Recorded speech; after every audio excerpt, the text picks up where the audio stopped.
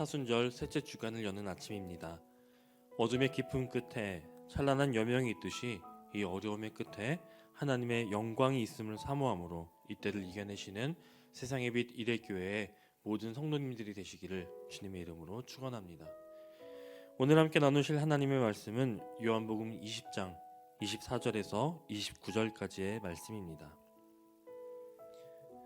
12 제자 중에 하나로서 디두모라 불리는 도마는 예수께서 오셨을 때에 함께 있지 아니한지라.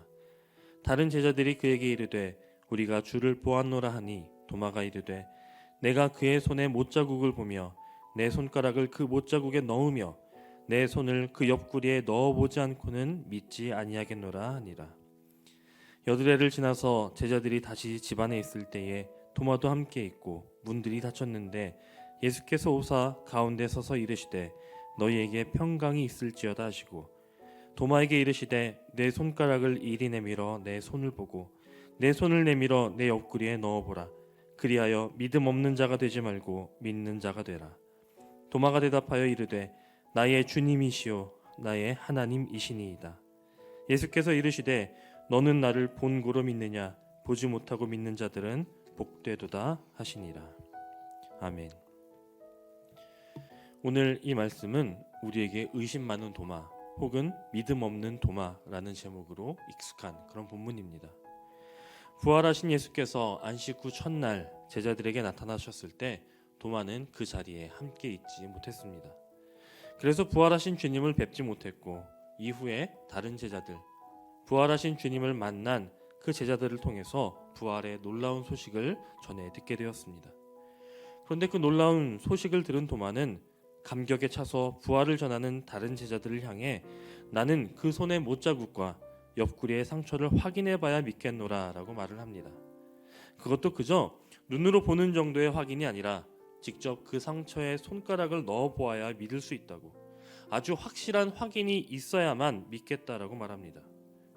아마도 정말로 예수께서 십자가에 못 박히셨는지, 그리고 부활하셨다는 그분이 진짜 그렇게 죽으신 그분이신지를 확인하기 위함이었을 것입니다.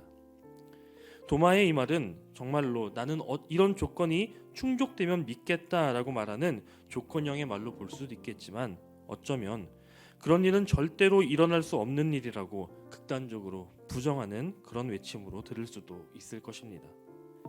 그런데 예수님은 여드레 후 도마가 그 자리에 있을 때에 다시 제자들에게 나타나십니다. 그리고는 도마를 향해 그 손과 옆구리의 상처들을 보여주시면서 내 손을 내밀어 내 옆구리에 넣어보라 라고 말씀하십니다. 여드레 8일이라는 시간이 지나서 도마가 다시 제자들과 함께 거할 때까지 예수님은 도마를 위해 그 8일의 시간을 기다리십니다. 의심하고 또 부정하는 도마를 향해 참으신 것입니다. 그리고 예수님을 향해 의심하고 부정하며 외쳤던 그 소리에 귀 기울이시고 또 끝내 응답하십니다. 그리고 그렇게 기다리시고 참으신 끝에 예수님이 도마에게 요구하신 것은 무엇입니까? 바로 믿음 없는 자가 되지 말고 믿는 자가 되라 라는 말씀입니다.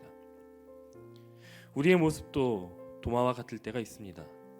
정말 하나님이 살아계신 것이 맞는지, 나와 함께 하시는 것이 맞는지, 내 기도에, 내 부르짖음에 귀 기울이시는 것이 사실인지를 의심하는 것입니다. 그리고 때로는 내가 정한 조건에 부합되어지고 또 내 간구와 내 기도에 응답하셔야만 그래야 내가 믿겠노라 라고 말하기도 합니다. 그런 우리를 향한 주님의 반응도 도마의 때와 한결 같으십니다. 이 시대의 도마인 우리를 기다리십니다. 그리고 참으십니다. 그 참으심은 우리가 경험하는 그런 절제나 인내가 아니라 우리의 음성에 귀 기울이시며 때로는 그 소리가 하나님을 향한 원망의 말일지라도 그 소리를 기억하시며 기다리시는 사랑의 참음입니다. 그 결과로 우리는 부활의 주님을 만나게 될 것입니다. 그리고 그렇게 부활의 주님을 만날 때 우리는 도마가 그러했던 것처럼 주님을 너무나도 생생하게 경험하게 될 것입니다. 그리고 도마의 고백처럼 나의 주님이시오 나의 하나님이시라고 그렇게 외치게 될 것입니다. 혹 우리의 믿음이 흔들리고 마음에 의심이 생기는 때가 있다 하더라도 우리 주님은 여전한 사랑으로 우리를 향하고 계심을 기억하시고 그 사랑하심을 신뢰하시기 바랍니다. 그것이 우리 믿음의 첫 걸음이 될 것입니다. 오늘 본문 속에서 찾을 수 있는 또 하나의 은혜는 바로 상처라고 하는 것입니다. 주님은 부활하셨음의 증거로 도마에게 그 상처를 보여주시고 또 만지게 하십니다.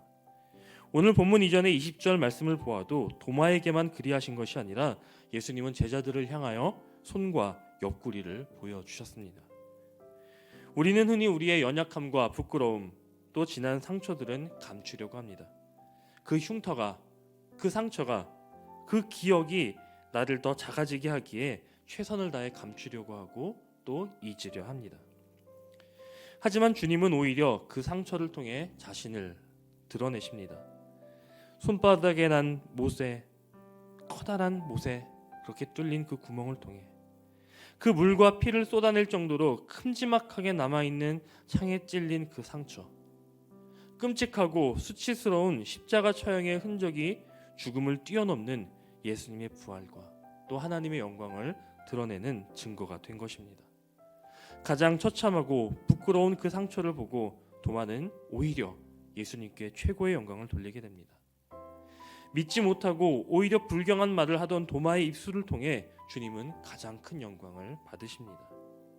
이처럼 가장 연약하고 가장 부끄러운 것을 통해 하나님은 일하십니다. 예수님이 지신 십자가 그 자체가 이러한 섭리를 무엇보다 잘 드러내는 도구가 됩니다. 코로나로 인해 비어있는 이 예배당의 자리를 보며 때로는 마음이 너무나도 아프지만 이 상처를 통해서도 우리는 하나님의 크고 위대하심을 볼 수 있습니다. 예배당이라고 하는 공간적인 조건이 만족되지 못하면 예배할 수 없고 예배의 상황이 만족되어지지 못하면 은혜 받을 수 없다라고 생각하던 우리의 생각과 기준을 뛰어넘어 이처럼 영상으로 또 온라인으로 함께 예배하고 말씀을 나누게 하시는 하나님의 일하심이 진심으로 놀라울 따름입니다. 또한 이 어둠의 때 함께 모이지 못하는 이 상처와 같은 이 때를 지나 하나님은 반드시 더 큰 기쁨을 우리에게 주실 것이고 더 큰 영광을 받으실 것입니다. 여드레가 지나 도마에게 오셔서 큰 믿음을 허락하여 주신 주님께서 이 때를 지나 우리에게 더욱 큰 믿음과 큰 기쁨을 주실 것을 믿으시면서 오히려 이 상처와 같은 때로 인해 주님의 살아계심을 경험하는 저와 여러분이 되시기를 주님의 이름으로 간절히 축원합니다.